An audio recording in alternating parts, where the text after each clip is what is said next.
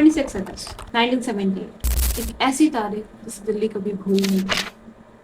जब दिल्ली ने विटनेस किया, it's one of the most brutal cases जिसने पूरे देश में आक्रोश लाया।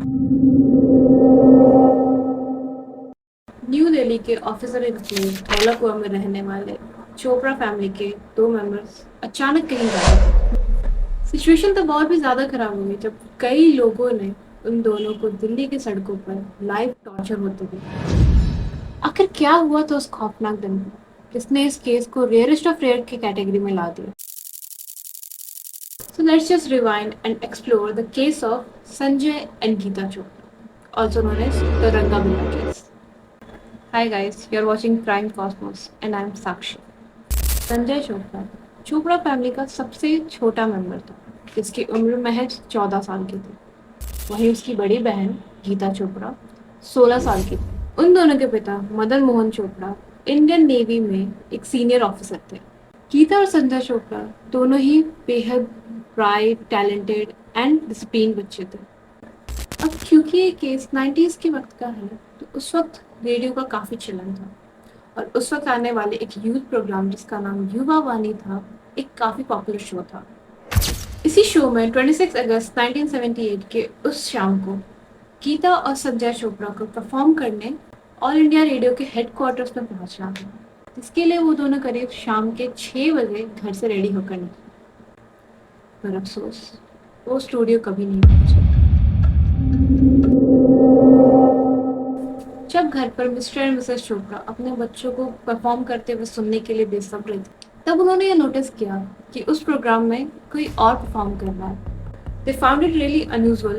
They thought that maybe उनके बच्चे कहीं ट्रैफिक में फंस गए हों या फिर किसी वजह से वो प्रोग्राम डिले हो गया।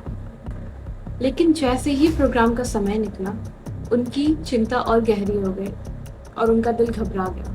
उन्होंने वो हर मुमकिन जगह अपने बच्चों को ढूंढने की कोशिश की जहां वो हो सकते थे। फ्रेंड्स, रिलेटिव्स, सबको कॉल किया गया, हर पॉसिबल जगह ढूंढने की कोशिश की गई, पर अफसोस गीता और संजय की कहीं खबर नहीं।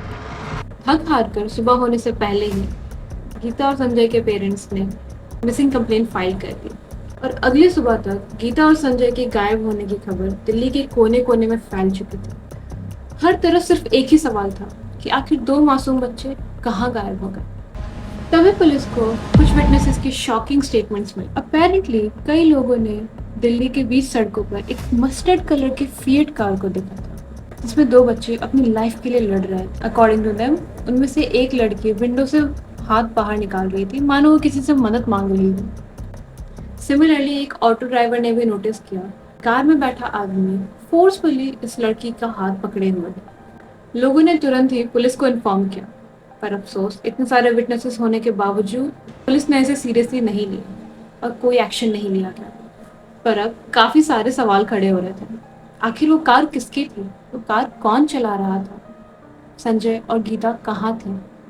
पर इन सवालों का जवाब मिलने से पहले ही पुलिस को एक शॉकिंग खबर मिलती।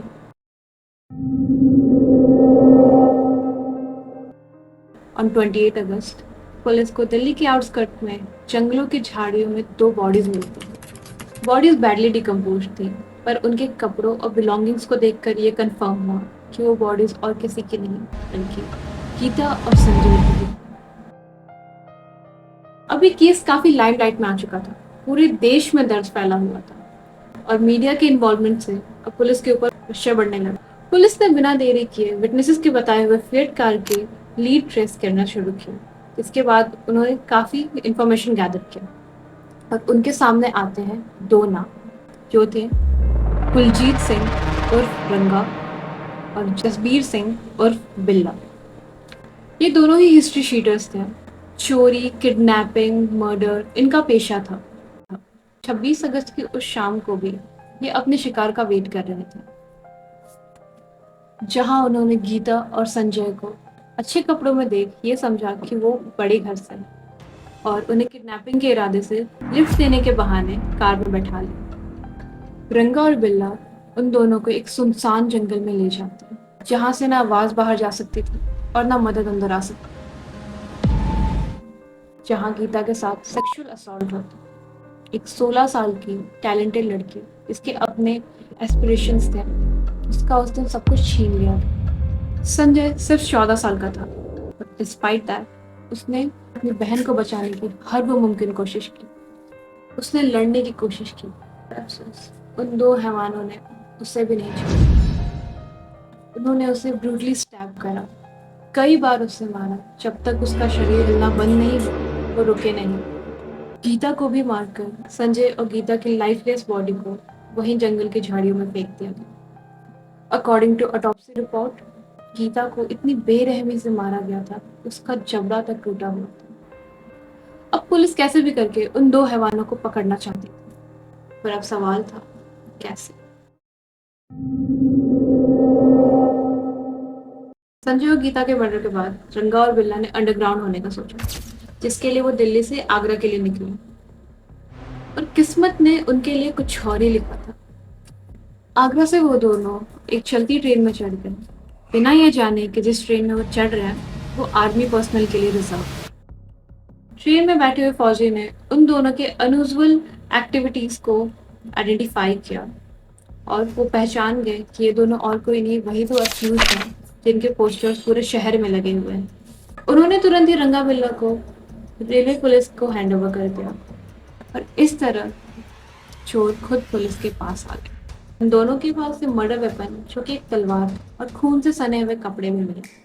अब पूरा केस खुल चुका था, दोनों पर फास्ट ट्रैक ट्रायल चला। कोर्ट ने उन्हें गिल्टी डिक्लेयर किया, जिसके बाद आफ्टर ऑलमोस्ट 4 इयर्स 1982 को उन दोनों को ही फांसी दे दी। गीता और संजय चोपड़ा की शहादत ने सिर्फ दिल्ली को ही नहीं बल्कि पूरे देश को जगा दिया।